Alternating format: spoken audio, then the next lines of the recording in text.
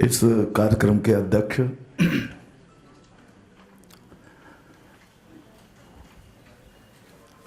और जिनको हम विभिन्न क्षेत्रों में एक आदर्श के रूप में देखते रहे, ऐसे आदरणीय श्री राम बहादुर राय जी हमारे बहुत ही यशस्वी राजनेता, आज के सम्माननीय मुख्य अतिथि आदरणीय श्री शिवराज चौहान जी, हमारे आदरणीय श्री राजकुमार भाटिया जी, संगठन के संबंध में जिनका बड़ा व्यापक अनुभव है, स्वयं प्रत्यक्ष रूप से उन्होंने नेतृत्व किया है, हमारे आदरणीय जतेंद्र जी और मंच पर उपस्थित सभी मेरे बहुत आदरणीय महानुभाव और सभागार में उपस्थित सभी मेरे आदरणीय बहनों भाइयों,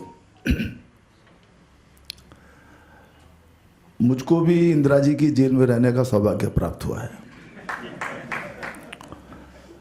मैं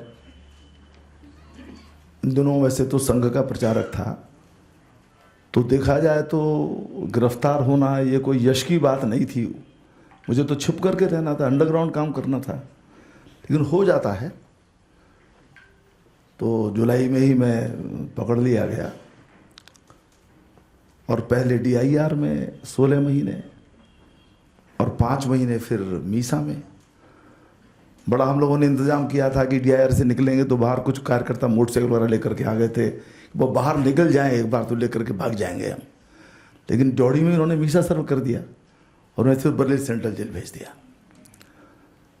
तो मेरी स्मृति व्यक्तिगत रूप से इतनी है, बाकी तो सब थोड़ी बहुत चर्चा यहाँ हुई भी है और मैं सोचता हूँ थोड़ी चर्चा होनी भी चाहिए कि मैं 16 महीने जब पीलीभीत की जिला जेल में था तो उसकी दीवारें जरा ऊंची थी, छोटी जेल थी वो, तो 16 महीने तक मुझको सूर्योदय या सूर्यास्त नहीं दिखाई दिया, क्योंकि जब वो बैरक के अंदर 8 बज जाते तब उसके ऊपर की दीवार के ऊपर सूर्य दिखाई देता था। और एक रात में हम लोग वहाँ पहुँचा दिए गए 16 महीने के पश्चात बरेली सेंट्रल जेल में। तो जो स्मृति अभी भी है, रात में पहुँचे थे हम।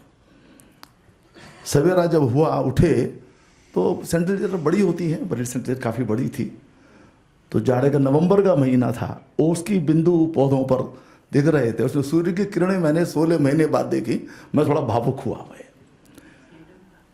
लेकिन आपातकाल की चर्चा मैं समझता हूँ कि यहाँ सब आदरणीय राय साहब, आदरणीय शिवराज जी कहेंगे,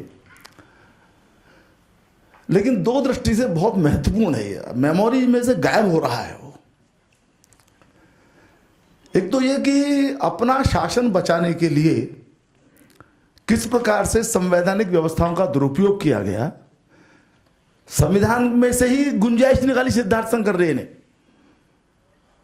और आपातकाल लग गया। और फिर जो संसद में हुआ, संसद ने स्वयं बैठ करके अपना कार्यकाल 1 वर्ष बढ़ा लिया। 42वां जो संशोधन है वो लगभग मिनी कॉन्स्टिट्यूशन है वो, यानी प्रियम्बल तक बदल दिया गया।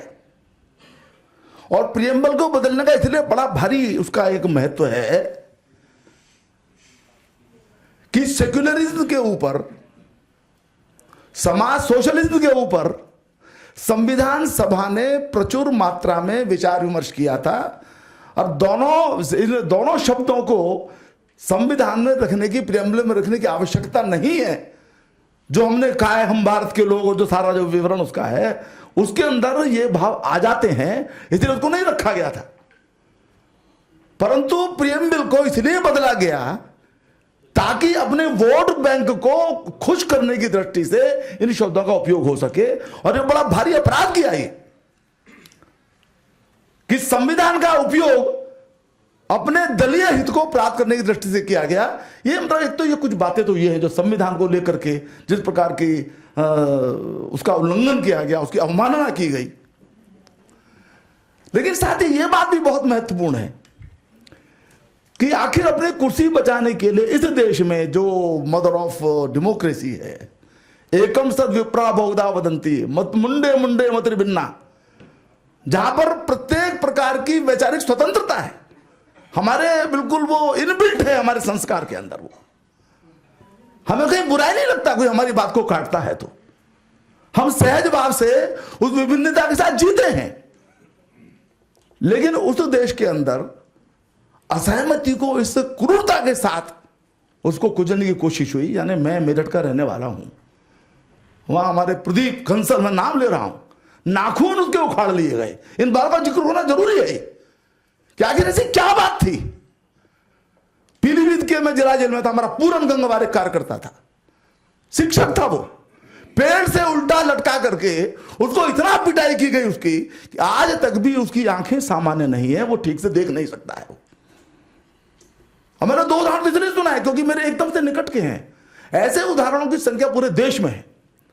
तो दोनों बातों की स्मृति आज के काले दिन इसका आज हम स्मरण कर रहे हैं, तो किया जाना जरूरी है कि संविधान के साथ किस प्रकार की शरारत की गई, संविधान के साथ किस प्रकार का जो है व्यवहार किया गया, कैसे उसको यानी रात को राष्ट्रपति जी को ले जाकर के, और बिना कैबिनेट की मंजूरी के, कैबिनेट की मंजूरी नहीं थी, अगले दिन सवेरे 26 तारीख को उसकी औपचारिकता हुई है और किसी सिग्नेचर कर रही राष्ट्रपति महोदय से। तो संवैधानिक व्यवस्थाओं का उल्लंघन हुआ और साथ ही साथ दमन चक्र जो चला है, चाहे वो प्रेस हो, चाहे वो न्यायपालिका हो, चाहे वो सामान्य व्यक्ति हो, ये बड़ा बहुत कष्टकारी है ये। और इसलिए उनकी स्मृतियां हमारे साथ रहनी बहुत जरूरी है। बेशक हिंदुस्तान का मिजाज, हिंदुस्तान का स्वभाव वो लोकतंत्र का है, और यदि किसी ने कभी कोई ये उसने जो किया, और संघ की भूमिका, संघ परिवार की भूमिका, विद्यार्थी परिषद की भूमिका सब जानते हैं किस प्रकार के कष्ट से परिवार बर्बाद हुए उसके अंदर। उसमें से वो, क्योंकि हम मदर ऑफ डेमोक्रेसी हैं, क्योंकि हमारे खून में, हमारे संस्कार में, हमारे स्वभाव में लोकतंत्र है, इसलिए हम विजयी हुए और लोकतंत्र की ठीक से बहाल हुआ। अब वो अप डाउन तो चलते रहेंगे, लेकिन एक बात की जरूर मैं चर्चा करना चाहता हूं। 30वां दिन आज संसद का है, नई लोकसभा का है, संविधान की प्रति लेकर के शपथ ले जा रही है। एक नैरेटिव, फॉल्स नैरेटिव कैसे खड़ा किया जाता है। आप संविधान के प्रति समर्पित हैं, बहुत अच्छी बात है, प्रत्येक को होना चाहिए, हमारी शपथ ही संविधान को लेकर के है। लेकिन जो फॉल्स नैरेटिव है, मैं चुनाव की बात नहीं कर रहा, चुनाव में सब दांव चलते होंगे, जो जितना जिसको समझा पाया। लेकिन इस सबको देखते हुए मुझे वो रामचरितमानस का एक प्रसंग याद आता है। मैं 2 मिनट में उसको कह करके अपना निवेदन समाप्त करूंगा।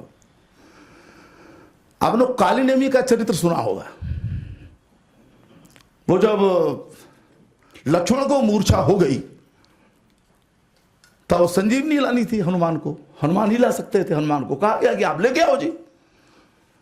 तो रावण को ही चिंता हुई, रावण के कुनबे को ही चिंता हुई कि यदि ये संजीवनी ले आएंगे तो ला तो सकता है ये हनुमान, इसने हमको दिखा रखा है अपनी ताकत कितनी है, इसलिए इसको रोका जाए।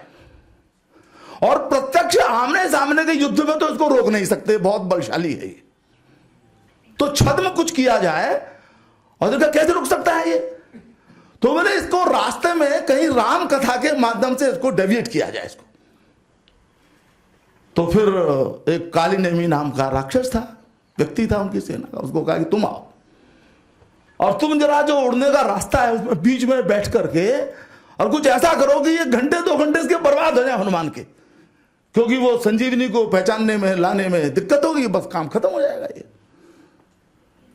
तो कथा ये आपने सबने सुनी होगी ये, मैं कि उसका उल्लेख कर रहा हूं कि काली नेमी ने रास्ते में बैठ करके बाकायदा राम कथा का बड़े जोर जोर से उच्चारण शुरू किया और हनुमान का ध्यान आकृष्ट भी हुआ।